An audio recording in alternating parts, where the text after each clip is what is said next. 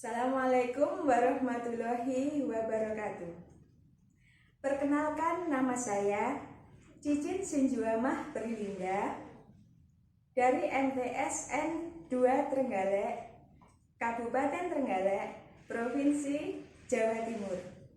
Saya mahasiswa PPG dalam jabatan tahun 2022 di Universitas Negeri Malang.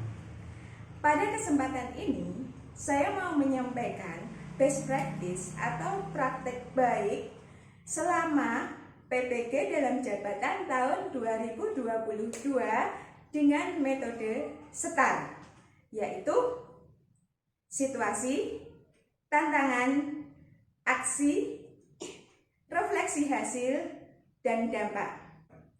Pada kesempatan ini, saya mengambil judul meningkatkan minat belajar IPS peserta didik kelas 8B MTS Negeri 2 Trenggalek dengan penerapan model pembelajaran Problem Based Learning atau PBL. Adapun situasi yang melatar belakangi kegiatan ini, pada pembelajaran IPS, minat belajar peserta didik kurang atau rendah. Hal ini bisa dilihat dari sikap peserta didik seperti kurang tertarik dengan materi pelajaran, merasa malas dan tidak semangat ketika pembelajaran, bermain dan berbincang sendiri ketika pembelajaran, mengantuk, tidak fokus saat pembelajaran, dan tidak punya rasa percaya diri ketika berkomunikasi dengan guru. Kondisi tersebut didukung dengan pembelajaran yang masih monoton, kurangnya implementasi model pembelajaran yang inovatif dan bervariasi, kurangnya pemanfaatan media pembelajaran, dan kurangnya perhatian guru kepada peserta didik. Dalam pembelajaran ini masih berpusat pada guru, sedangkan peserta didik sebatas mendengarkan saja.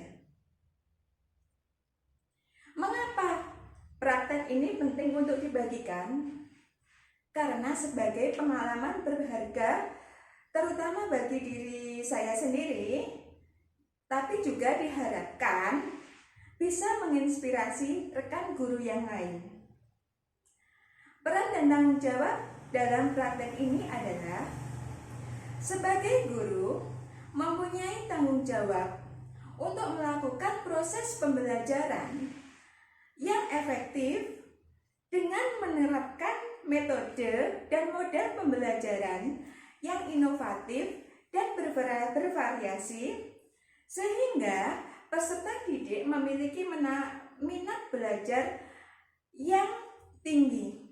Selain itu, perlu adanya penggunaan unsur TPACK untuk lebih mendukung dalam proses pembelajaran.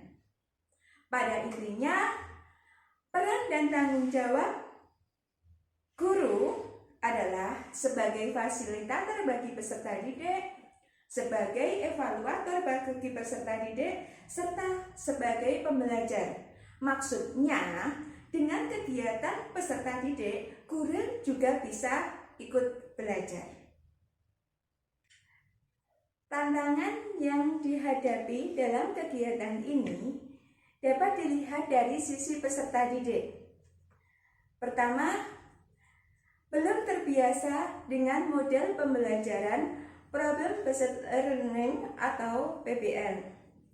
Masih bingung terkait dengan langkah pembelajaran model PBL, kurangnya pembiasaan membaca sehingga peserta didik tidak memahami prosedur atau langkah-langkah kegiatan pembelajaran yang tercantum dalam LKPD.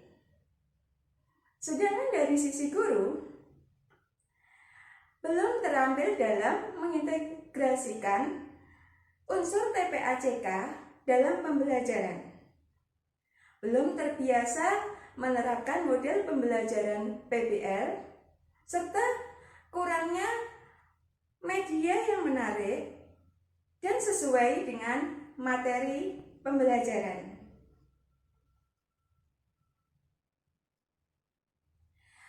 Berdasarkan tantangan tersebut, guru dituntut untuk bisa melalui dan menyelesaikan masalah yang ada dengan menggunakan media dan pemilihan model pembelajaran yang inovatif dengan mempertimbangkan kebutuhan peserta didik dan kesesuaian materi. Yang terlibat dalam kegiatan ini ada 29 peserta didik di kelas 8B dan 1 guru mata pelajaran IPS.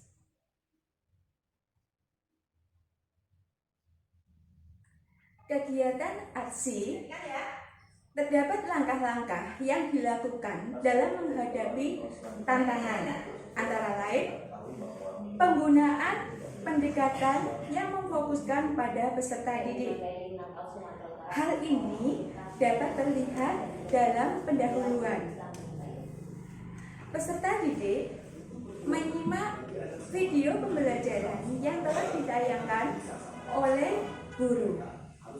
Setelah penayangan video, guru melakukan tanya jawab dengan mengajukan beberapa pertanyaan kepada peserta didik secara bergantian. Dari situ, peserta didik mulai terpancing untuk berkomunikasi dengan guru sesuai dengan apa yang telah dilihat dari pembelajaran video tersebut dari sudut pandang masing-masing peserta didik. Dalam hal ini, peserta didik menjawab ataupun bertanya dengan rasa percaya diri tanpa rasa malu.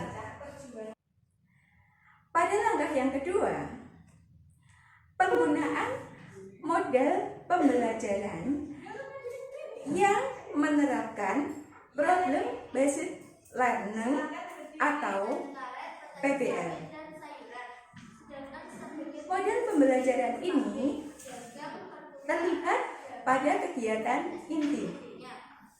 Siswa atau peserta didik memecahkan masalah-masalah yang terdapat pada LKPD secara berkelompok. Mereka bekerja sama mencari jawaban dari permasalahan yang ada. Setelah itu, mereka mempresentasikan di depan kelas secara bergantian. Sedangkan kelompok lain menyimak yang kemudian memberikan tanggapan. Kemudian ada juga yang memberikan pertanyaan. Ada juga yang menambahkan terkait hasil presentasi dari kelompok yang tampil terlebih dahulu. Di sini terlihat keaktifan dari siswa dalam berkomunikasi dengan sesama temannya, berkomunikasi dengan guru, yang tentunya dengan rasa percaya diri dan tanpa malu. Pada langkah yang berikutnya, penggunaan media pembelajaran dengan unsur TPAJK, misalnya dengan penayangan slide melalui PowerPoint yang disertai dengan video dan gambar-gambar kekinian. Kemudian langkah yang keempat, memberikan stimulus kepada peserta didik. Seperti sejak awal tadi, dalam proses pendahuluan, guru sudah menstimulus peserta didik dengan mengajukan pertanyaan-pertanyaan yang ringan maupun pertanyaan yang agak sulit. Begitu juga pada tahap penutup dalam mengambil kesimpulan. Guru mengajak peserta didik menyimpulkan materi-materi yang telah dipelajari secara bersama-sama.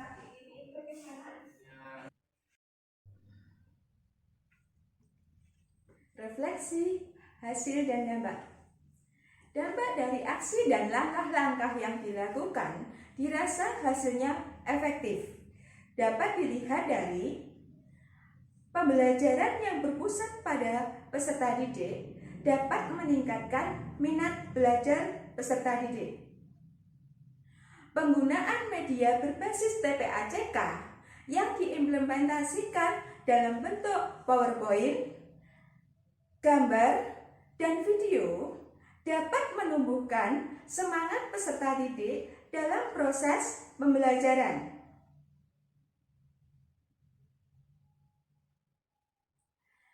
Penerapan model pembelajaran Problem-Based Learning atau PBL menumbuhkan minat belajar peserta didik dibandingkan dengan menggunakan metode ceramah yang selama ini sering digunakan. Hal ini terlihat dalam keaktifan peserta didik selama proses pembelajaran berlangsung. Kemudian, hasil peserta didik melalui evaluasi dan teknik penilaian menunjukkan sesuatu yang lebih baik. Istilahnya, hasil yang diperoleh peserta didik jauh lebih baik. Hal ini dapat terlihat dari hasil nilai yang hampir semuanya berada di atas KKM. Berdasarkan hasil refleksi, peserta didik merasa senang dan bersemangat karena mereka dapat terlibat langsung dalam pembelajaran. Selain itu, dengan adanya ice breaking di sela-sela pembelajaran juga sangat memotivasi peserta didik dalam menumbuhkan minat belajar. Faktor keberhasilan pembelajaran ini sangat ditentukan penguasaan guru terhadap model dan langkah-langkah pada rencana pelaksanaan pembelajaran yang telah dibuat. Pembelajaran yang dapat diambil dari proses dan kegiatan yang sudah dilakukan guru harus lebih kreatif, inovatif dalam memilih model pembelajaran sehingga tujuan pembelajaran dapat tercapai dengan baik dan tentunya dapat meningkatkan minat belajar siswa. Demikianlah best practice yang saya buat. Mohon maaf apabila ada kesalahan dalam perkataan maupun sikap, serta mohon saran dan kritik untuk kesempurnaan best practice selanjutnya. Terima kasih. Wassalamualaikum warahmatullahi wabarakatuh.